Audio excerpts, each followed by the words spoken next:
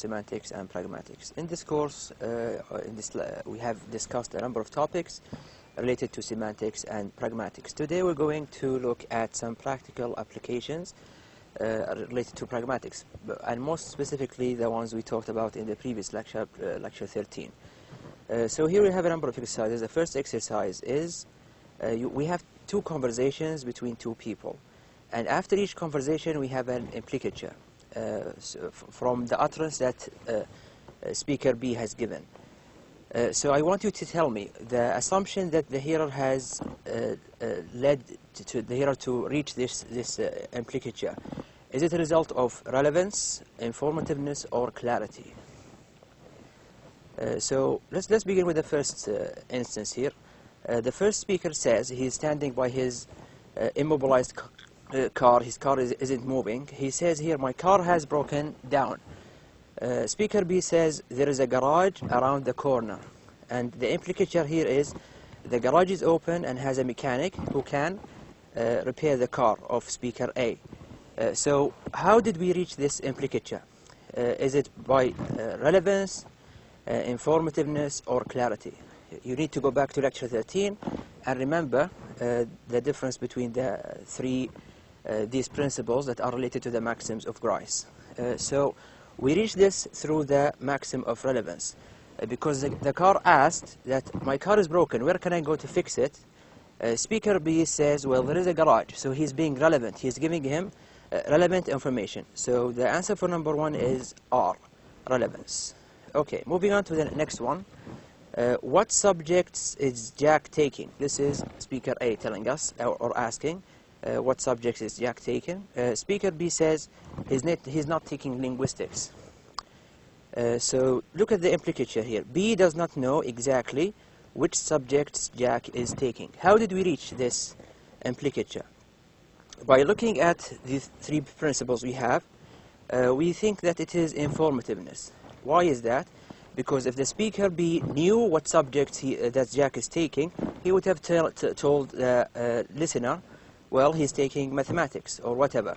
But he doesn't know. So he's just saying, well, I know that he is not taking linguistics. He's giving as much information as he knows. So the answer to number two is I, informativeness. Number three, who was the man you were talking to? That was my mother's husband. Now we reach the implicature that speaker B's mother's husband is not B's father. Why? Try to think about it. Because if it was his speaker B's father, he or she would have said, well, he is my father. That was my father. But because the speaker said my mother's husband, we reached the conclusion that it is not his father. So we reach this through the principle of clarity, because it is clearer to say, well, he is my father, but instead the speaker said my mother's husband. Okay, moving on to the next one. Is Betsy in? The speaker B says her light is on. The implicature we reach, Betsy's light being on is usually a sign of whether or not she is in the room. So if this was not related to the conversation, speaker B wouldn't say anything about the light. So because he brought up the light, then we have reached the conclusion, we have reached the implicature through the relevance. That the reply is relevant to the conversation. So the light is an indication that Betsy is in her room or not. Here are the answers. You can take a look at them. I recommend that you do the exercises before watching my answers through the lecture, and same with exercise 2. So in exercise 2, we want to see how is the second speaker violating one of the four maxims we studied in the previous lecture. How is he not following one of these maxims? So is he violating the maxim of relation? He is being irrelevant. Or the maxim of quantity? He is being uninformative, not giving enough information, or giving too much information. Violating the maxim of manner? He is being unclear. Or violating the maxim of quality? He is being untruthful to his hearer. Number one, policeman at the front door. He's knocking on the door. Is your father at home? He's asking a small boy. The small boy knows that the father is at home, but he said, either my mother is gone out shopping or she hasn't. So does this have anything to do with the conversation? No. So it is unrelated. So here it is irrelevant, as we said. This is the first option. The speaker is violating the maxim of relation. So it is irrelevant to the conversation. This is how the speaker is violating one of the maxims. He's being irrelevant. He's giving an irrelevant answer, an answer that has nothing to do with the conversation. The second example here, traffic policeman talking to a man parked in a no parking zone. He's asking the man, "Is this your car, sir?" The man said, "No, this car is not mine." So what is the speaker violating here? He's violating the maxim. He's not being truthful. So we go back. He's violating the maxim of quality by being untruthful to the speaker or the hearer he's talking to. The third example, customer in a stationery shop. He wants to buy something. He's asking the shop girl, someone who's selling at the shop, are pens in the first floor or the second floor of the store? He's asking her which floor are pens on. She knows that pens are on the first floor, but she said, "You can find them on the floor that has notebooks." So here she is not being clear. Okay, he didn't ask, where is it sold with? He's asking which floor, is it the first one or the second one? But she gave him an unclear answer. So here the speaker is being unclear. She said, well, it is on the floor with the notebooks. But this is not clear to the hearer, and so this speaker is not being helpful. She's violating one of the maxims. Number 4, the mother is asking her son, "Now tell me the truth. Who put the cat in the bathtub?" The son, he knows who did it. Maybe even he did it. He says, "Someone put it there." So what is the speaker violating here? Is he telling a lie? Is he being untruthful? No, of course someone put it there. But who? He is being uninformative. He's not giving her enough information. He didn't give her the information she wanted from him, and so he's violating one of the maxims. So here are the answers. Hopefully you reach the same conclusions as this.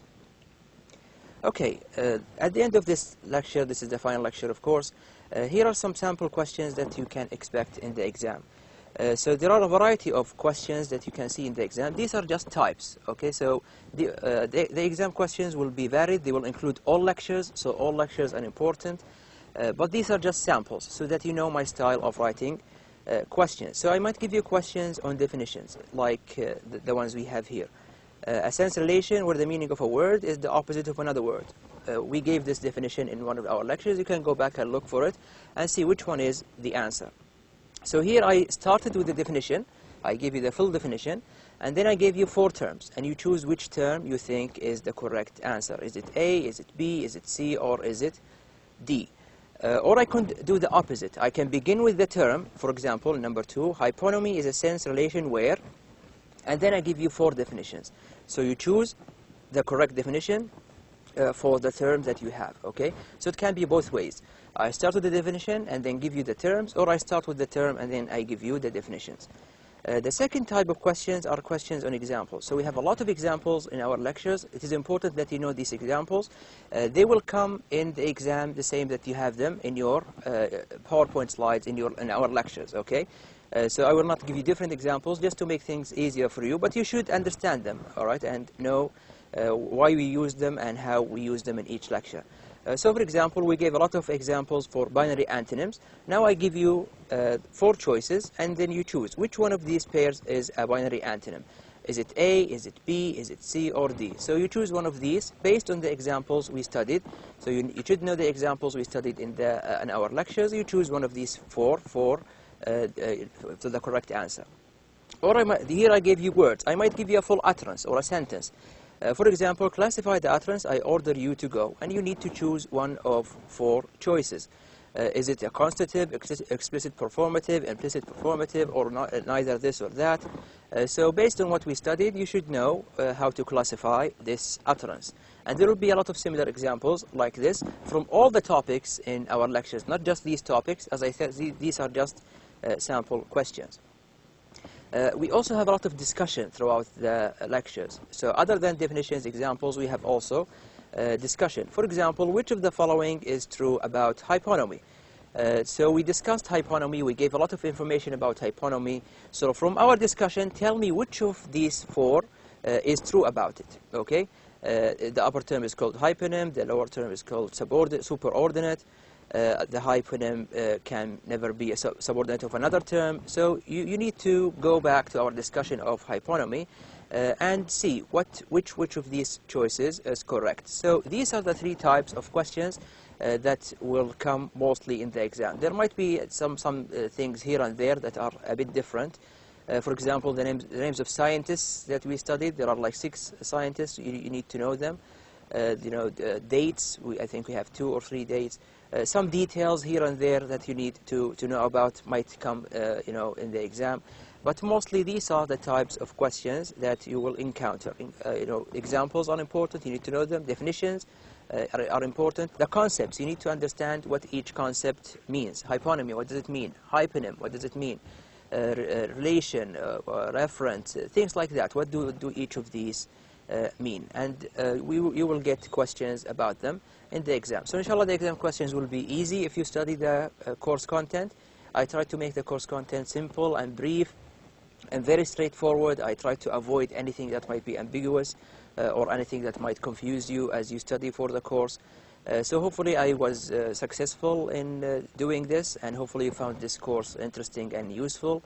And inshallah I will see you in the live lectures. And if you have any questions, anytime you can send me an email to the email that you have on Blackboard, and inshallah I will be able to answer your questions. You can also call me on my mobile. So we are here to help you throughout the term up until the time of the exam. So thank you again for listening, and I will see you inshallah in the next live lecture. And bidnillah, you have enjoyed the course. Thank you all, and goodbye.